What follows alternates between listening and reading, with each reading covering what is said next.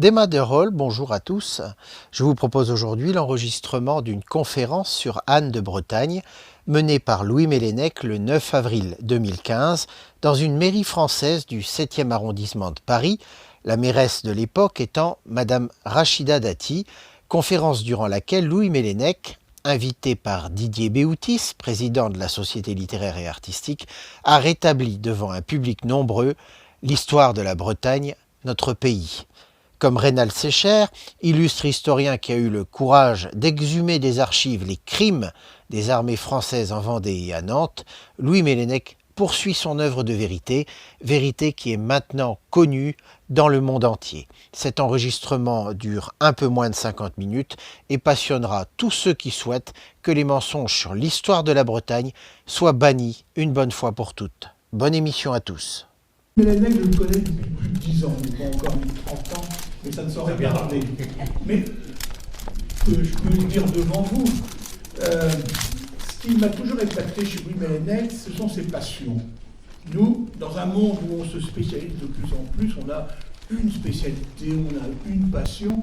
Et Louis Mélènec, je dirais un petit peu, qui renvoie aux humanistes du grand siècle ou aux philosophes du XVIIIe siècle, qui met successivement la même passion, la même érudition dans plusieurs activités différentes.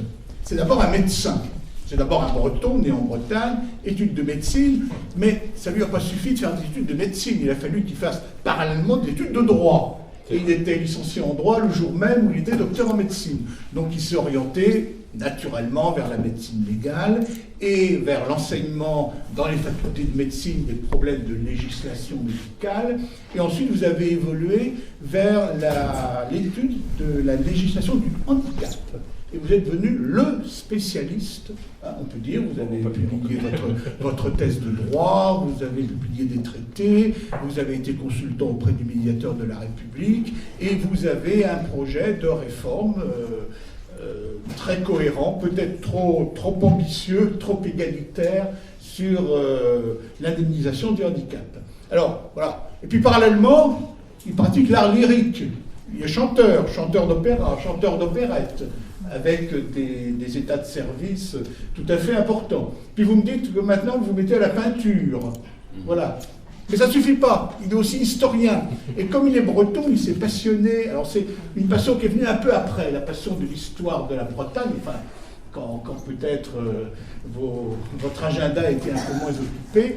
Et vous vous êtes spécialisé dans l'histoire de la Bretagne, évidemment Anne de Bretagne, et tout ce qui regarde le difficile dossier de l'appartenance de la Bretagne à la France. Donc, vous êtes là pour nous parler d'Anne de Bretagne, hein, qui est une personne qui mérite d'être connue. Hein. Nous, on a Jeanne d'Arc, les Bretons ont Anne de Bretagne, vous allez nous dire pourquoi. Et puis, vous allez aussi nous parler de ce dossier qui fait couler beaucoup d'encre et de passion des relations entre la Bretagne et la France, les relations passées, les traités, leur validité, etc. Voilà. Alors, à vous, Louis. Merci. Si j'ai choisi de vous parler d'Anne de Bretagne, c'est parce que ce personnage est tout à fait exceptionnel, vous allez le voir, mais aussi parce qu'elle est la charnière entre la Bretagne, État souverain et puissant, et la Bretagne envahie et soumise. Avant d'introduire le débat, il est nécessaire de faire un peu de géopolitique au XVe siècle et de vous exposer ce que sont les Bretons, rapidement, et ce qu'est la Bretagne lorsque les armées françaises arrivent en 1487. Les Bretons sont un peuple identifié depuis très longtemps. C'est une vieille nation.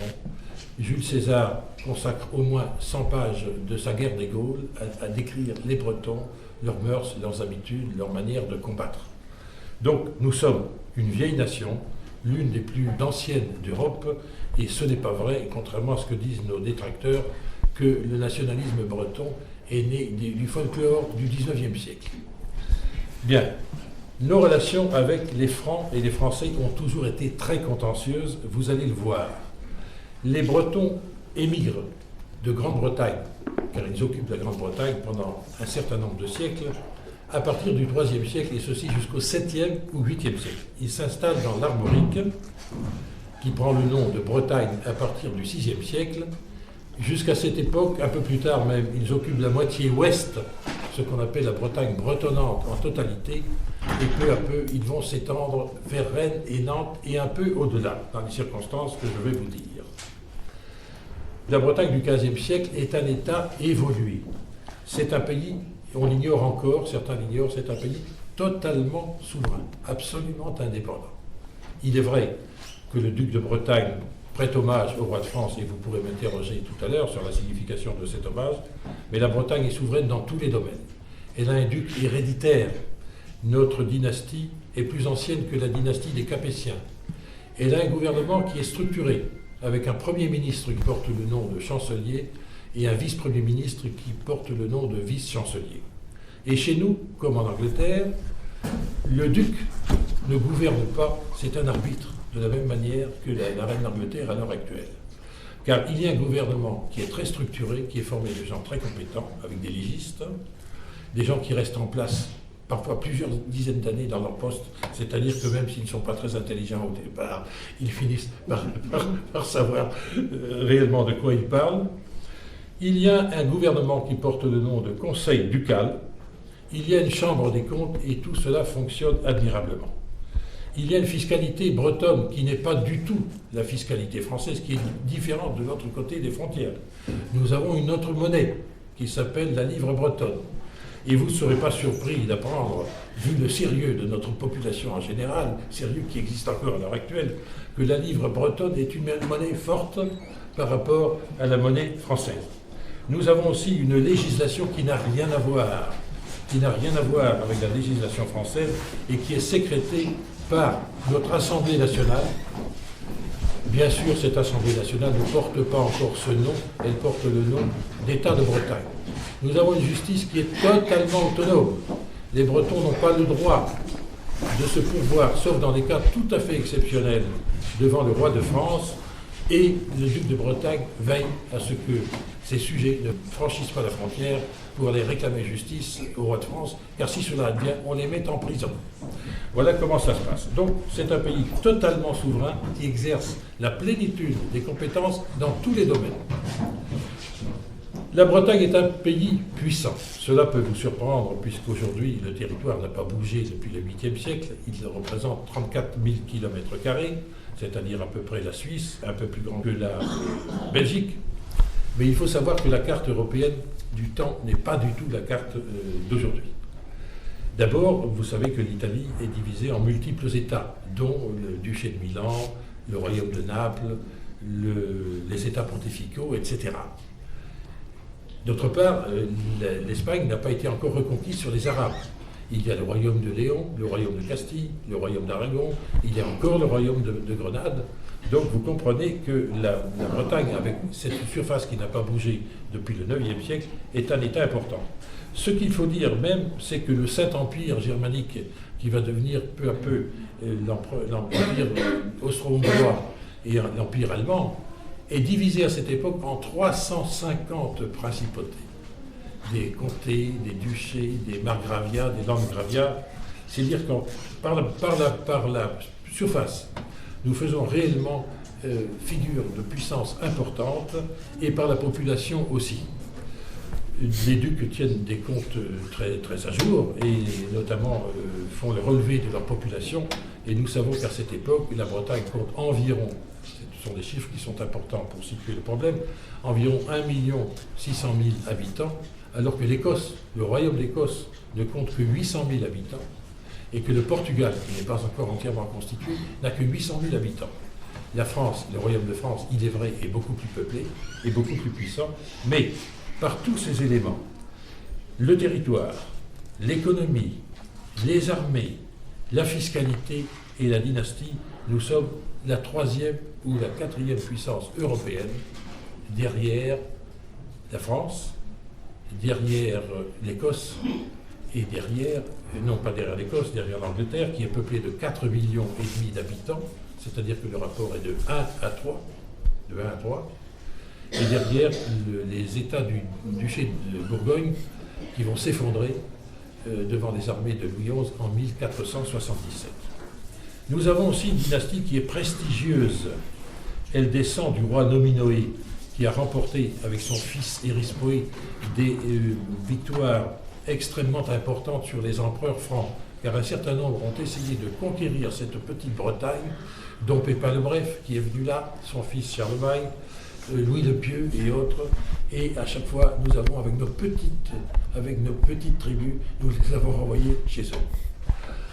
Au point d'ailleurs qu'en 851, date importante pour nous, l'empereur, les armées impériales, qui sont très importantes, de Charles le Chauve ont été battues par les tribus bretonnes et que l'empereur franc a dû nous céder 3 territoires importants qui font partie intégrante de la Bretagne depuis le IXe siècle, le comté de Rennes, le comté de Nantes et la vicomté de Ray. Donc, nous sommes certainement l'une des plus vieilles nations européennes, peu d'entre vous le savent, mais aussi nous sommes peut-être l'une des principautés et des plus anciennes dans ses limites territoriales. Alors que la France n'existe en tant que telle territorialement qu'à partir du XVIe siècle. Vous le savez, c'est Louis XII et François Ier.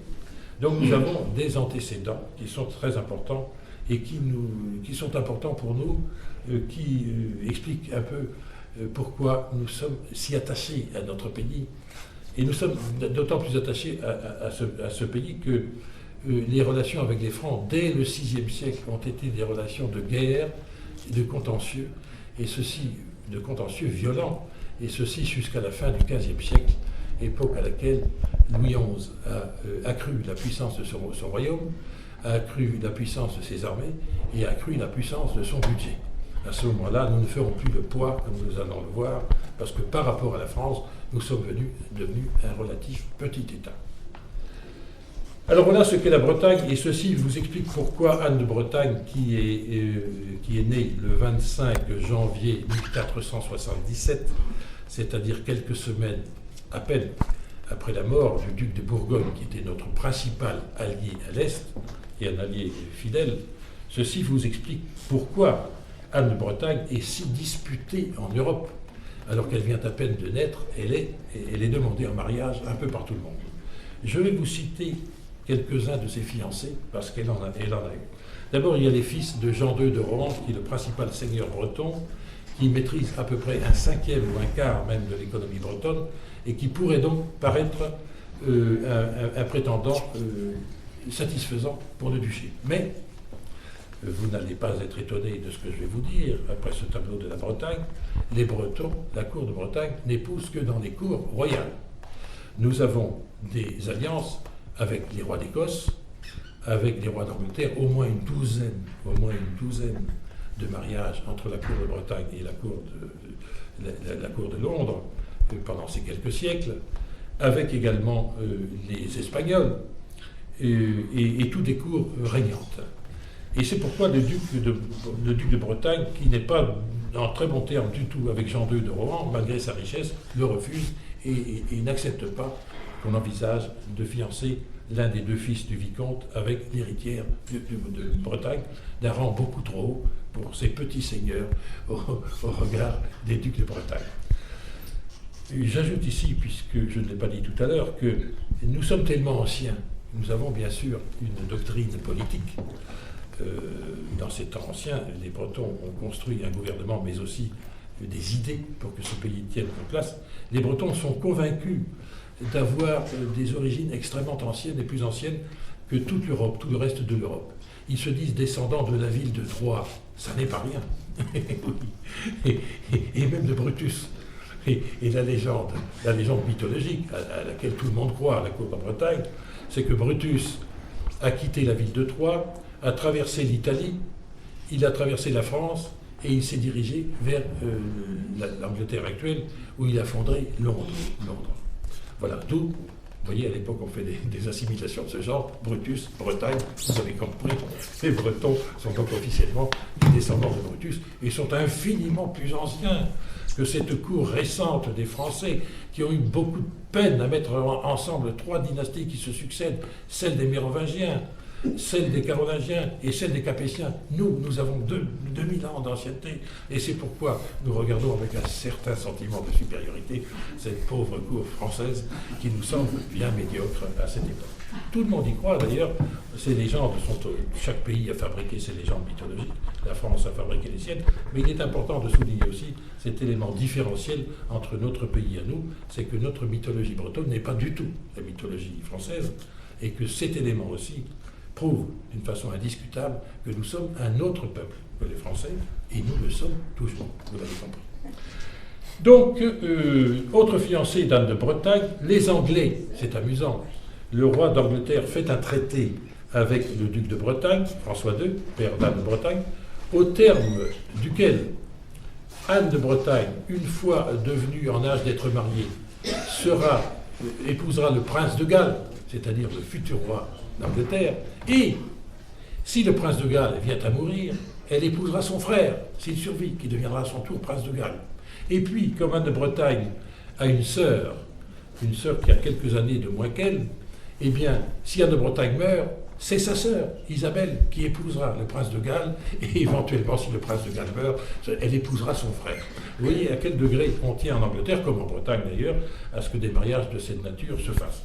Les Espagnols sont sur les rangs. Vous savez qu'à l'époque, Isabelle de Castille, qui s'est rendue célèbre, et son mari, le roi d'Aragon, ont un fils qui s'appelle Jure. Il est promis également à Anne de Bretagne. Les Autrichiens. Le Saint-Empire romain germanique est à l'époque, je vous ai dit, divisé au moins en 350 principautés, mais il a un empereur.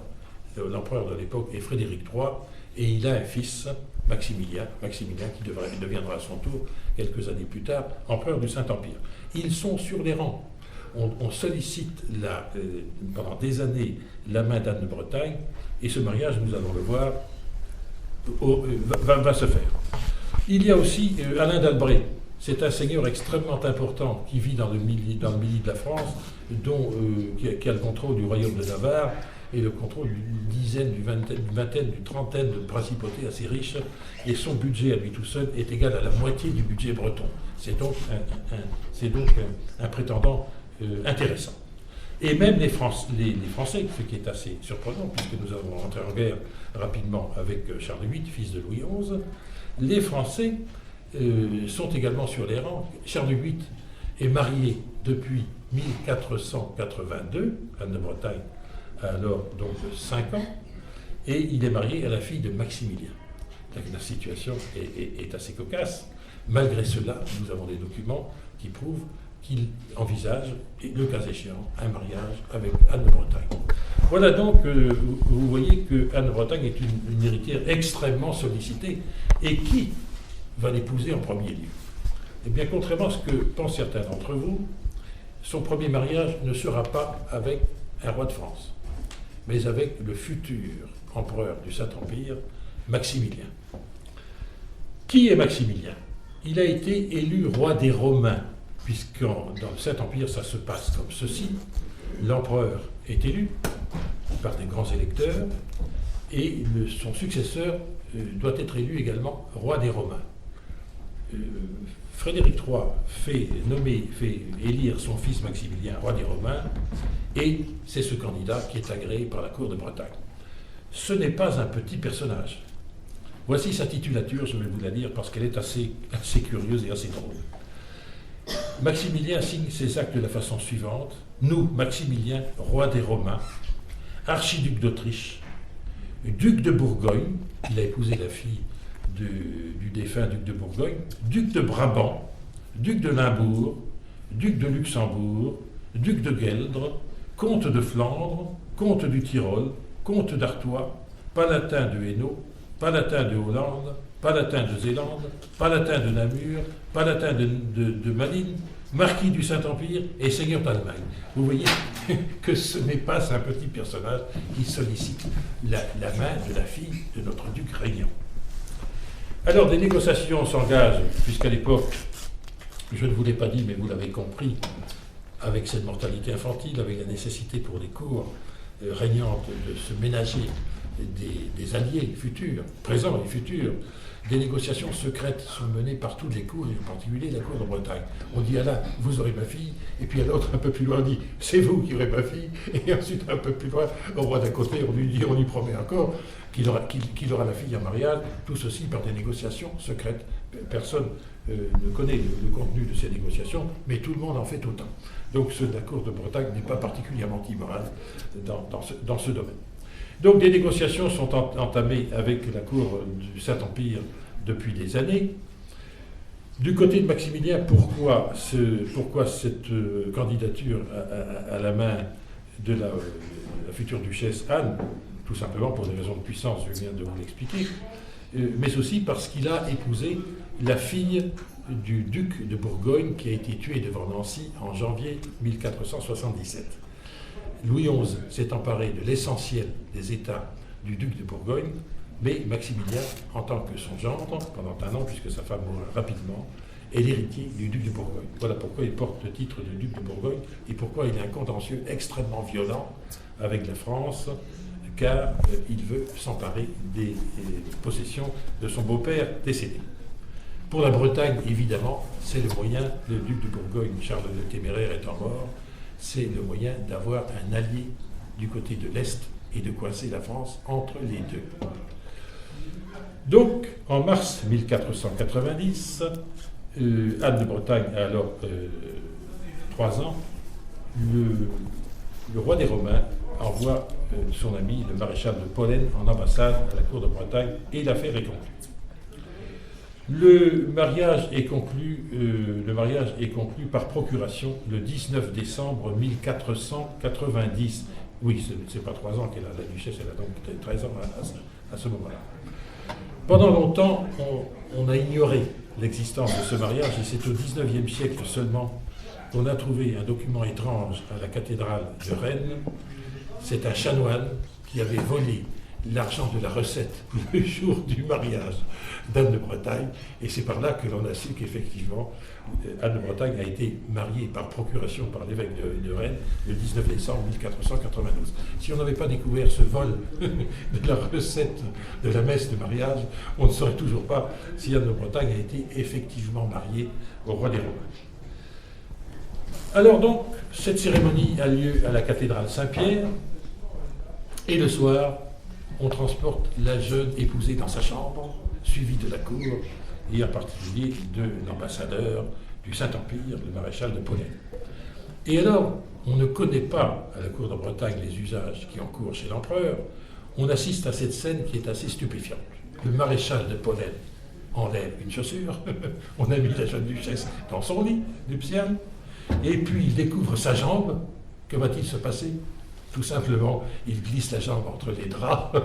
Symboliquement, le mariage est conclu. Voilà. Cette affaire est encore racontée parce qu'elle est assez drôle. Donc, Anne devient reine des Romains, et nous avons quelques actes dans lesquels elle s'intitule « Nous, Anne, reine des Romains et duchesse de Bretagne », et des actes qui sont identiques pour les deux mariés, bien entendu. Maximilien use des titres suivants. « Nous, Maximilien, roi des Romains et duc de Bretagne ».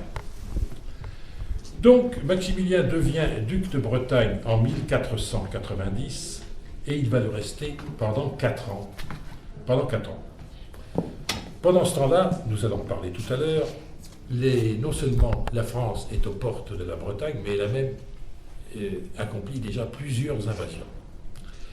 Anne de Bretagne a épousé tout à fait consentante et de gaieté de cœur son prestigieux mari Maximilien, mais celui-ci n'arrive pas. Donc pas de consommation, car la jambe d'un ambassadeur n'est pas un membre viril, bien entendu. Et les armées françaises sont extrêmement menaçantes. Alors Anne est désespérée. Les Anglais ont amené des contingents, car toute l'Europe se range du côté de la Bretagne, les Anglais, les Castillans, les Aragonais, les sujets d'Alain d'Albret, mais Maximilien n'arrive pas, et ses armées non plus. Pourquoi n'arrive-t-il pas? Non pas parce qu'il ne se considère pas comme le mari de la duchesse, mais tout simplement parce qu'il est lui-même en guerre contre toutes ses possessions à l'est de la France et qu'il n'a pas d'argent pour payer des armes. Donc, que se passe-t-il? Eh bien, revenons un peu en arrière. Louis XI, qui est mort en 1483, donc époque à laquelle la Bretagne a 6 ans, Louis XI a préparé de longue date l'invasion de la Bretagne. Il est venu à bout, je vous l'ai dit, de l'important duché de Bourgogne. Il a fait appeler son fils Charles, le prince Charles, futur Charles VIII, en lui disant « Vous allez attendre quelques années, quand vous serez un peu plus mûr, vous vous précipiterez sur la Bretagne et vous en ferez la conquête. » Ceci, nous en avons évidemment la preuve. Donc, Louis XI a préparé de longue main cette invasion. Je vous l'ai dit, il a accru la surface de son royaume d'1 tiers environ. Il a un budget énorme par rapport aux autres pays européens. Il y a une armée extrêmement importante. Et lorsque Charles VIII devient roi, sa sœur Anne de Beaujeu prend la direction des affaires. On attend quelques années pour que les choses soient prêtes. Les circonstances apparaissent favorables au royaume de France en 1487. Anne a alors 10 ans. Que se passe-t-il à ce moment-là? Un certain nombre de hauts seigneurs français, en particulier Louis d'Orléans, personnage important parce qu'il va devenir Louis XII, et qui est l'héritier de Charles VIII, son beau-frère et cousin, qui est son héritier, puisque Charles VIII est encore jeune, il n'est pas marié, il n'a pas d'enfant, et notamment il n'a pas de fils. Donc Louis, duc d'Orléans, vient se réfugier à la cour de Bretagne avec quelques autres hauts seigneurs. La cour de France pense que le moment est venu.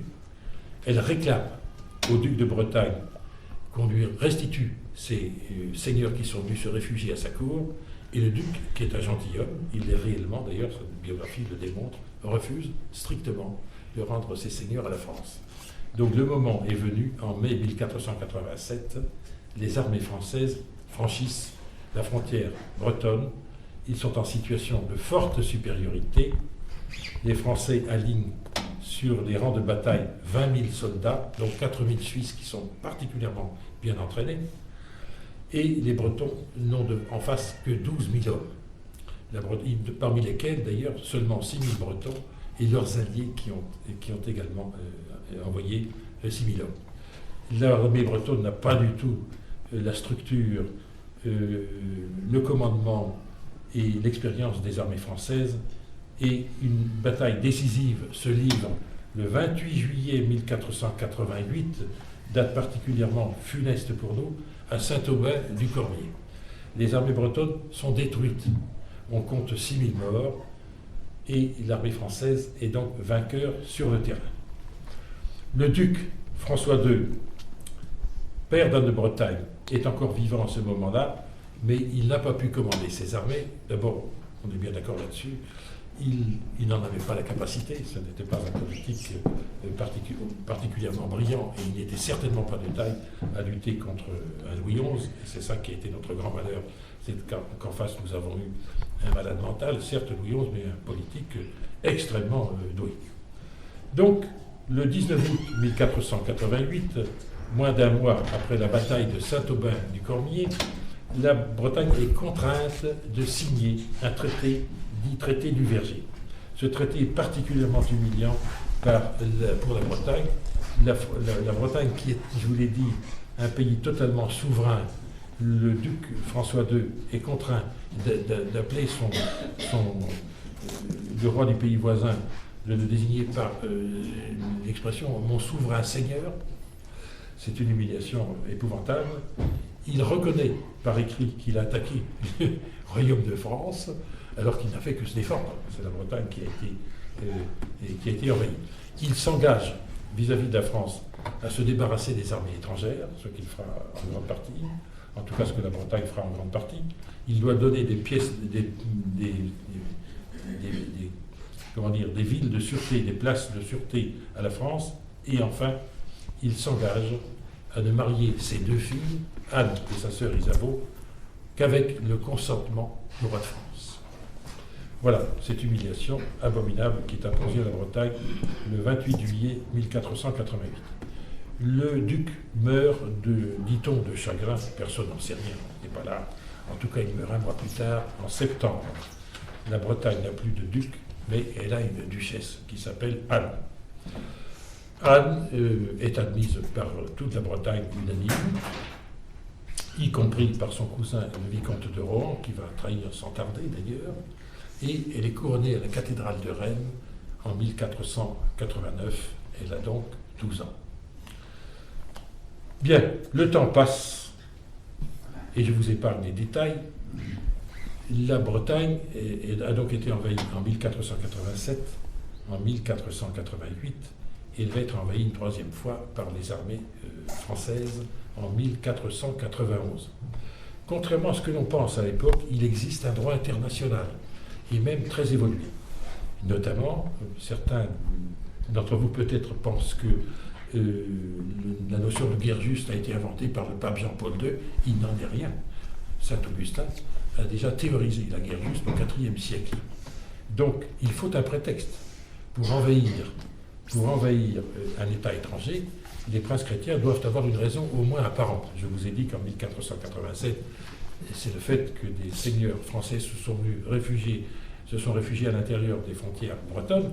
En 1491, la Cour de France prend le prétexte que, très peu de temps avant, Anne de Bretagne a épousé le roi des Romains sans demander le consentement du roi de France. C'est évidemment un prétexte, ça n'est pas certain. Donc la Bretagne est à nouveau envahie, on détruit à nouveau de nouvelles forteresses, on fait des dégâts considérables. Nantes est livrée, la place forte principale de la Bretagne, qui n'avait jamais été prise au cours des invasions précédentes, est livrée par Charles d'Albret en 1490, car Albret, qui était prétendant, a été éludé par le duc François II. Il n'est pas content, il négocie avec le roi Charles VIII, il obtient d'ailleurs des avantages colossaux, et il donne en échange la place de Nantes. Donc Anne se réfugie dans la ville de Rennes. Elle n'a plus ni armée, ni argent. Elle doit vendre ses bijoux, comme plus tard bien d'autres rois et Louis XIV. Et elle est absolument dans la capacité de faire face à l'invasion. Charles VIII se comporte en maître. C'est lui qui convoque au mois de novembre l'Assemblée nationale, c'est-à-dire les États de Bretagne. C'est lui qui sollicite les impôts. Et on se pose la question de savoir ce qui va se passer. Il offre à Anne de Bretagne, qui est sa cousine à la bande de Bretagne, de traverser le royaume de France pour aller rejoindre son mari, car elle est mariée avec Maximilien. Alors se passe dans la tête d'Anne de Bretagne une tempête sous un crâne. On est assez bien informé de cela. Anne de Bretagne ne veut absolument pas quitter ses sujets bretons. Elle aime son pays, elle se sent engagée à leur égard, et elle refuse de quitter la Bretagne. Alors là, on fait son siège. Les hauts seigneurs bretons, les États de Bretagne, les grands de Bretagne l'assiègent et lui disent « Il y a pour vous un prétendant possible, c'est Charles VIII, roi de France. » Et elle ne veut pas de cet homme, pour différentes raisons.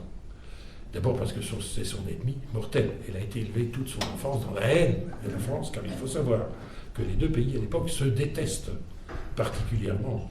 La Bretagne, parce qu'elle n'a qu'un pays limitrophe qui est le Royaume de France, alors que le Royaume de France a tout autour de lui des pays à l'égard desquels il peut partager sa haine, alors que nous n'en avons qu'un. Nous sommes à haïr avec les Anglais qui sont un peu au nord, au-delà de la Manche. Donc, comme Maximilien tarde à arriver, le duché est perdu. Il n'y a plus qu'une possibilité, c'est qu'Anne quitte le duché. Elle refuse de le quitter et elle accepte ce qu'on lui suggère, c'est-à-dire elle accepte le mariage avec Charles VIII. Oui, mais il y a là deux empêchements. D'abord, elle est mariée et elle se sait mariée. Et effectivement, j'ai poussé très loin mes propres études dans ce domaine. J'ai même eu une thèse de théologie entre les mains par le père de...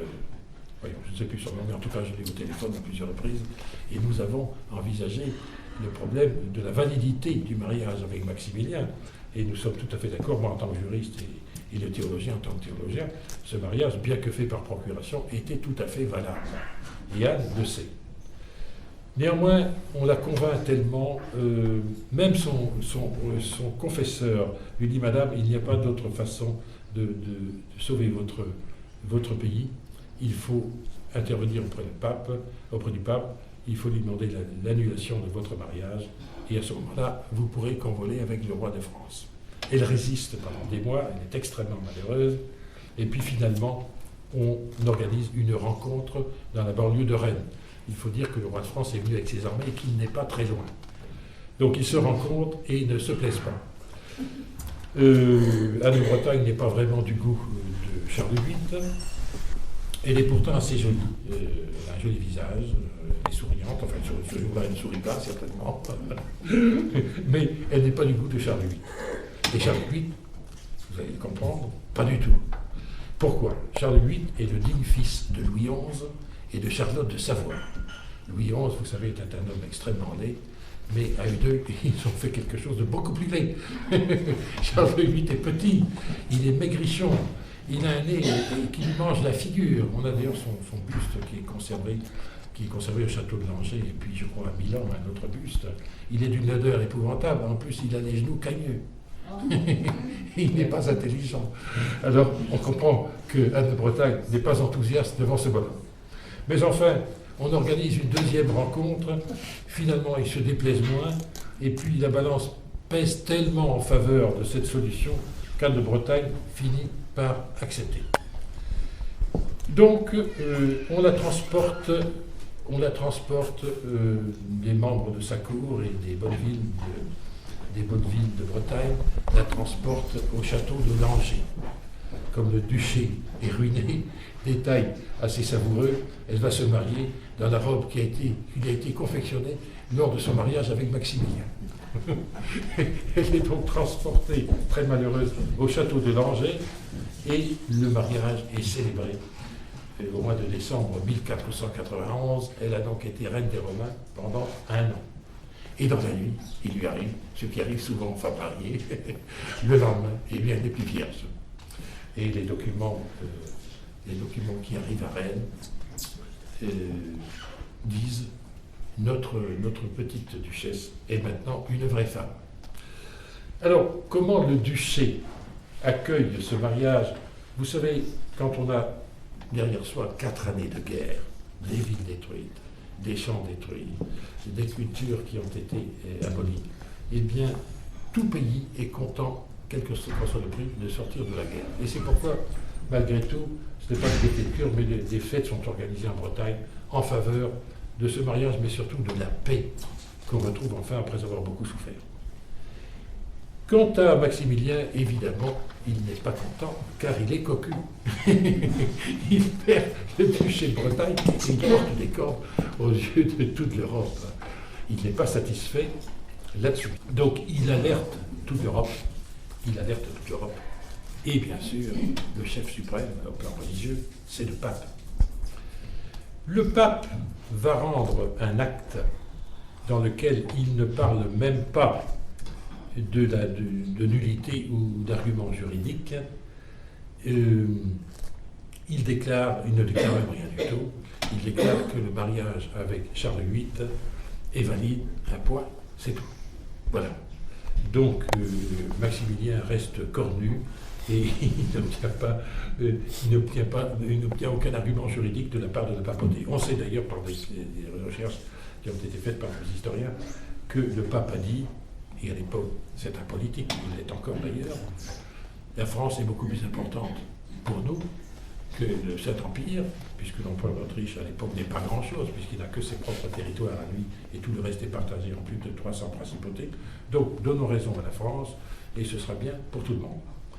Maximilien ne s'incline pas, il est obligé néanmoins petit à petit de l'accepter, et il va porter le titre de duc de Bretagne jusqu'en 1494, c'est-à-dire 3 ans plus tard, et n'ayant pas les forces militaires pour vaincre la France et pour l'envahir, il fait un traité avec le roi de France en 1494, et dans lequel il accepte les conditions qui lui sont imposées.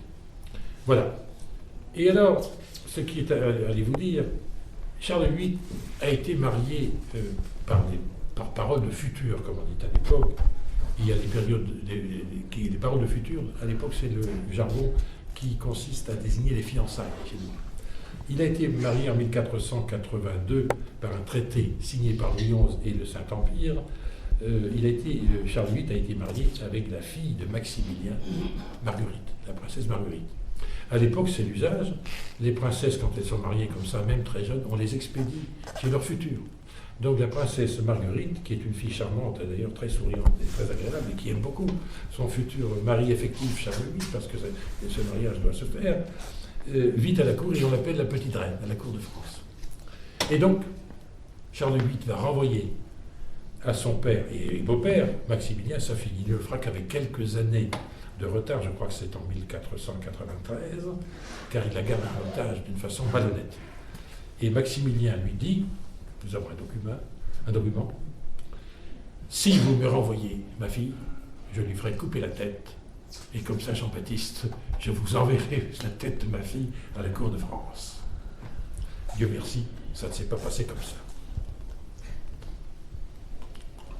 Alors, quelle est l'existence d'Anne de Bretagne à la cour de France? Sur le plan matériel, elle n'a à se plaindre de rien. Château, en bois a été construit, c'est la plus belle construction de l'époque, à cette époque, donc, bijoux, jardins, tableaux. Charles VIII fait des expéditions d'Italie à partir de 1494, et vous savez que les armées royales ont ramené en France des bijoux magnifiques et des objets d'art. Voilà, elle s'occupe de toilettes, de chevaux, de toutes sortes de choses, mais elle est strictement interdite par son mari, Charles VIII, de se mêler de politique. Donc c'est une femme, nous allons voir tout à l'heure, c'est une femme extrêmement active par nature, qui s'ennuie terriblement et qui est humiliée. Car je ne vous l'ai pas dit tout à l'heure, lorsque Charles VIII a épousé Anne de Bretagne, un traité draconien a été imposé à la Bretagne, au terme duquel, c'est la formule qui a été inventée par des juristes, les deux époux se font don de leurs droits sur le duché. Car Louis XI avait fait une manigance qui n'a aucune valeur juridique. Il avait acheté de pseudo-droits de longues années avant à Nicole de Brosse-Bretagne, dont l'une des ancêtres avait été un siècle plus tôt duchesse effective de Bretagne. Donc Louis XI a fait semblant d'acheter des droits qui n'existent pas juridiquement, et c'est au nom de ces prétendus droits, notamment, que Charles VIII a envahi la Bretagne. Outre le prétexte que je vous ai dit tout à l'heure. Donc, dans ce contrat, il n'a même pas l'élégance d'appeler sa cousine Anne, la duchesse de Bretagne. Il appelle ma cousine Anne, fille de feu le duc de Bretagne. Donc Anne est privée par son mari même de son titre de duchesse. Et celui-ci, quoique désignant constamment dans ses actes la Bretagne comme notre pays de Bretagne, ne portera jamais le titre de duc. Donc pendant 7 ans, jusqu'à la mort de Charles VIII, la Bretagne est véritablement annexée, et c'est une annexion dure. Le gouvernement de Bretagne est supprimé, et la Bretagne va être gouvernée pendant ces années par le chancelier de France.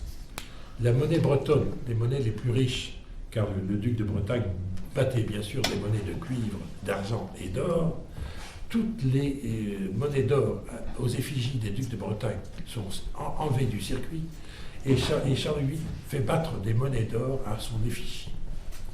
Et en plus, nous allons voir que cela va jouer tout à l'heure, au moins en partie, c'est que ce traité ignoble impose à Anne de Bretagne, si elle devient veuve, de ne pas se marier, si ce n'est au successeur de Charles VIII sur le trône de France. Voilà. Donc, ce sont des années extrêmement difficiles au plan personnel pour la reine Anne et au plan politique, parce qu'elle est privée de toute prérogative et de tout prestige dans son pays. Heureusement, une bonne nouvelle va arriver bientôt, le roi Charles VIII approche de sa mort. Voilà, ce jour-là est un 7 avril 1498. 1498. XVIII. Anne et Charles sont donc mariés depuis 7 ans. Et le roi descend ce jour-là dans les douves du château d'Amboise pour se livrer à un sport, comment ça s'appelle, vous savez, qu'on fait avec des raquettes, ça s'appelle à cette époque, c'est pas du tennis, hein. Comment? La peau, jeu de peau, voilà. Il est sur son cheval, il doit passer dans une galerie basse, dans la partie inférieure du château, et son front heurte brutalement la partie haute de la porte qui se trouve être basse. En espèce, bon, il tombe sur le sol, on le ramasse, il reprend conscience et il assiste au jeu de paume dans les douves. Il perd conscience à plusieurs reprises et puis son état s'aggrave dans l'après-midi. Aujourd'hui, on sait de quoi il s'agit.